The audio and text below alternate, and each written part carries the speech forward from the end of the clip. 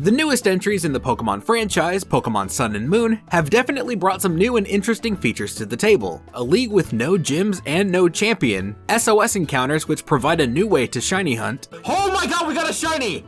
Holy shit! We got the shiny bounce suite! And the introduction of a new type of creature, Ultrabeasts. Up until the game's release, we assumed that the Ultrabeasts, or UBs for short, were these 8 funny looking guys. But once the game's released, we learned that Necrozma here is not an Ultrabeast, but that it is tied to them. We also learned that a lot of the main game focuses solely on this Ultrabeast, UB01.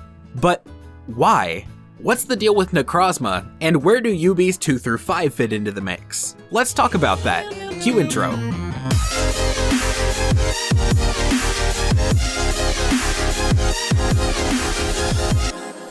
Before we start, there are minor spoilers in this video, so if you haven't beaten the games or even played them yet, you probably shouldn't watch this video. Let's start with point number 1, or should I say UB number 1, Nihilego. And yes, that's how you pronounce it. You're welcome. Throughout the games, there's a big focus on Nihilego whenever Ultra Beasts come into the picture. It's the first that we learned about before the game's release, it's the first we see in the game, and it's the only one we see when our character travels into Ultra Space to confront Lusamine. Most importantly is the information that we receive from Wick after completing the UB post-game missions. She states, there have been sightings of this beast reported in Alola's past. This is very different from her description of every other UB you encounter, where she says, this UB was sighted for the first time following the incidents at Aether Foundation. If you haven't played the games yet, here's a quick run through of what she's talking about. The Aether Foundation is an organization founded to rescue Pokemon in danger. Behind the scenes, the leaders of Aether have been working with Team Skull to conduct experiments on a space fart known as Cosmog, in order to open Ultra wormholes to study Ultra Beasts and generic world domination stuff. Aether's psychotic head honcho Lusamine eventually succeeds and lets the Ultra Beasts into our world, and then tells everyone to eat a shit and goes into Ultra Space to live in a reverse harem of space jellyfish. I'm not even kidding. Anyway, this means that UBs 2 through 5 only make their earthly debut right when Lusamine goes all Half-Life on us and lets these other dimensional beings into our world, which is a bit odd, but we'll get into why in a bit. For now, let's talk about another bit of information we get from Wick in the post-game. She tells us that Ultra Beasts are surrounded by an energy known as Beast Boost, which comes from Ultra wormholes. She also tells us that a certain type of Pokemon from our world possesses the same type of energy, Totem Pokemon, aka the stupidly overpowered Pokemon that you have to beat during every island trial, like goddamn Lurantis. Fuck that thing, it took me like 3 fucking hours to beat! But this means that Totem Pokemon have either gone through Ultra wormholes or have been exposed to heavy amounts of Beast Boost, probably via run-ins with Ultra Beasts, meaning that over the course of Alola's history, Ultra Beasts, specifically Nihilego, have been sneaking into our world for whatever reason by creating their own Ultra wormholes. Speqtor, if that's true, why does Lusamine need Cosmog's power to open the Ultra wormholes? I can hear you guys typing in the comments.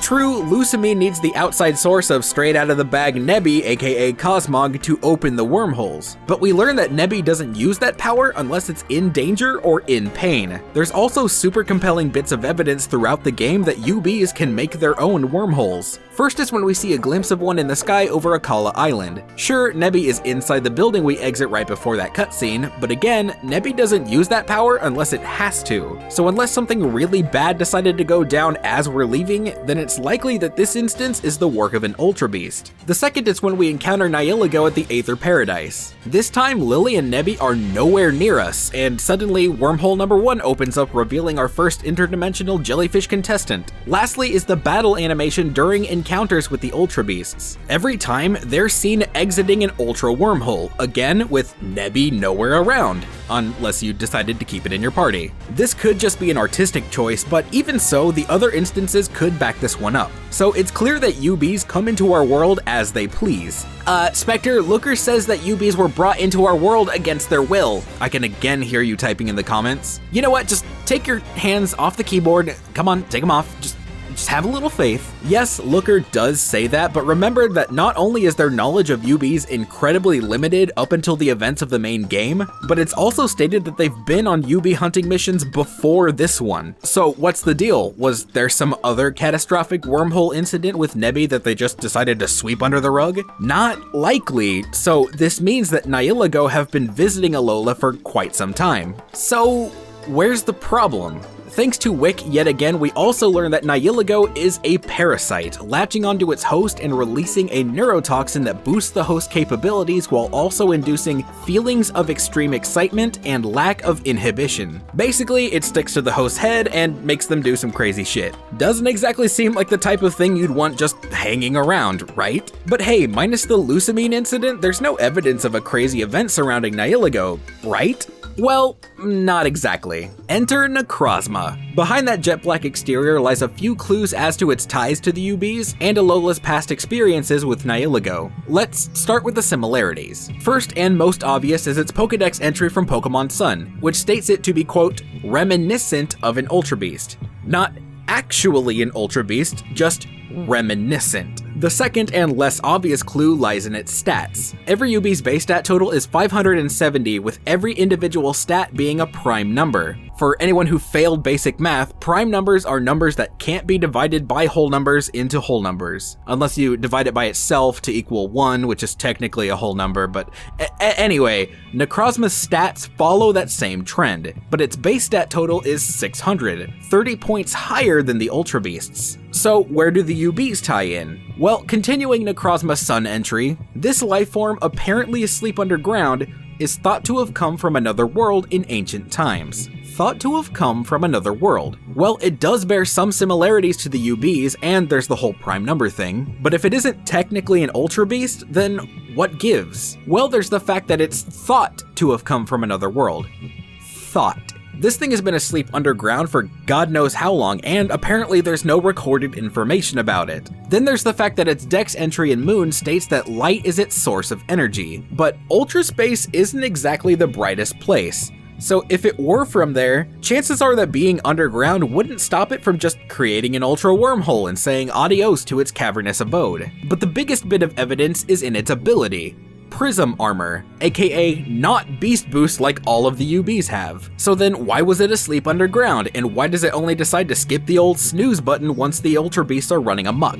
What are Necrozma's ties to the Ubes? Up to this point, everything that I've told you has been scattered pieces of a much larger puzzle. So let me paint the bigger picture for you. Way back in Alola's past, probably before writing down significant events was a thing, since apparently not everyone knew about the Ubes and Necrozma until pretty recently, Alola is visited by a peculiar group of creatures, the Ultra Beasts, Nihilego. Everything is fine and dandy until it's revealed what the Ubes are capable of, latching onto hosts and forcing them to cause havoc among the region. As a result, a massive war breaks out between the Ubes and the Pokemon of our world. But because the Ubes are so different from the Pokemon of our world, and come in great numbers, the leaders of Alola decide to fight fire with fire. They call upon the help of Solgaleo and or Lunala and the Island Guardians to forge their own Ultra Beast at the summit of the volcano we now know as 10 Carat Hill. Why there? Well, it's clear that it was once an active volcano, given its appearance and the fact that its real-world counterpart is the Diamond Head Mountain in Oahu. It's very clearly made of obsidian, which in short is a crystal formed when lava cools. Not to mention all the Pokemon associated with crystals that roam there, with crystals forming under intense pressure and heat. There's also the fact that Necrozma is found there during the post-game. Why would the final legendary not be somewhere more endgame centric rather than somewhere from the beginning of the game? Because 10 Carat Hill is where it was born. So Box Legendary and the Tiki Fairies Frankenstein up their own UB from their strongest materials that runs on the most abundant thing that they have thanks to their emissaries of the sun and moon, light. Their Psychic type creation makes quick work of the Rock and Poison type UB infestation, driving them back to their Ultra Space homeworld. But because of Necrozma's hasty creation in a time of desperation, there's something wrong. It's incredibly vicious, as stated in its Pokemon Moon Dex entry. Something needs to be done, and so Necrozma is locked up underground where no light can reach it, to lay dormant now that the Ultra Beasts aren't around. But the Ubes aren't done just yet. Bent on taking over our world like the parasite they are, they sneak into our world, likely one at a time over the course of hundreds of years, to study and learn, to evolve. Over time, they adapt themselves to stand up against Necrozma, taking inspiration from things in our world. They change to combat Necrozma, resist it, or not even be affected by it at all. They change to take our sources of power, to burn our sources of energy, to cut us down, and to devour everything we love to make our world their own. All they have to do is wait for that perfect moment to strike. i.e. the events set in place by Lusamine. Whether they planned for Lusamine's actions or if it was just the perfect chance encounter, that was their time to move in, newly ready to take on Necrozma and take over. Luckily, we managed to stop the threat dead in its tracks, but not before Necrozma is awakened. With the Ultrabeast threat taking over Alola, it's likely that the beast boost radiating around the region awakens Necrozma, only to be given nothing to fight thanks to us, and to retreat to its birthplace of 10 Carat Hill. But hey, that's just a theory. A game! No, I'm kidding, I'm not actually doing that bit. But seriously, the evidence really does point to all of that, or so it seems. But what do you think about all of this? Do you think I might be right, or do you think it's a bunch of ultra bullshit? Let me know in the comments below, and please leave a like if you enjoyed, because it really helps me out a lot. I want to thank my friend Callum, aka Hoodlum Scrafty, for the footage, since I was too stupid to record the stuff I needed, even though I've had this theory going for a while. Be sure to subscribe if you're new to become a member of the crew, and until next time, this has been Speqtor, and as always, stay bueno.